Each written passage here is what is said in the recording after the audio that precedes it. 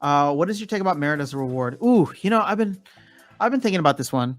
I've just been lazy, guys. I haven't been making videos, but okay. So here's my rough thoughts again on merits.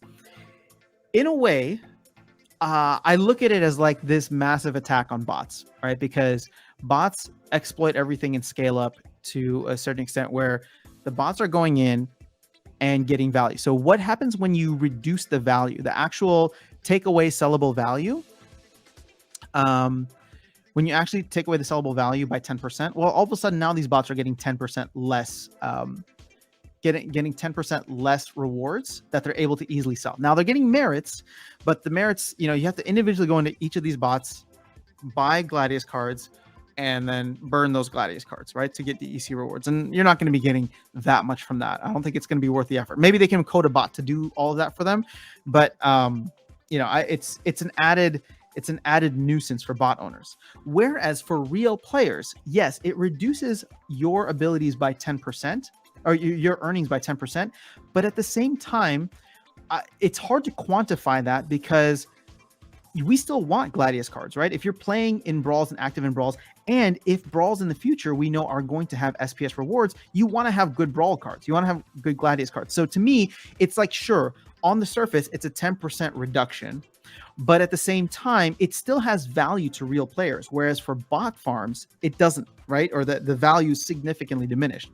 Whereas for someone like me, if I get merits and I'm just like, okay, well, I can go use these, and then they'll have value to me as a player of the game in Brawls, right? So I see it as a major attack on bot farms and reducing their income by roughly 10%. Yes, players. The thing is, whenever they go after bots, there's no way to do it surgically, right? So they have to do it from a top-down approach. And so the players that are going to get affected, it's just unfortunate collateral damage, right? Whether it's this or whether it is the 2-day minimal rental, right? They're really going hard after bots exploiting that situation, but it is going to hurt a significant amount of the player base who are only getting who are renting their cards to play at the higher levels, which I think is great, right? Justin, I think you're one of them, where you're really, really talented at the game and you know how to manage your rentals appropriately so that you could play, right? Splinter spam, obviously. Splinter spam your way to make a profit playing the game. And I think that that's a fantastic way to go about it. So the 2-day rental hurts players like you who were, I don't believe, exploiting the system, right? Because that's how the system was designed. But the thing is, the exploit happens when it's scalable by tens of thousands of bots. You get what I'm saying? When you do it, I don't look at it as an exploit. When you do it, I look at it as like savvy management of your time and resources. But if bots are able to do the same thing and code it, and this is part of the problem, right? Like bots and humans have the same incentives. Get the most out of the game as possible. It's just that humans actually enjoy playing the game, hopefully, right?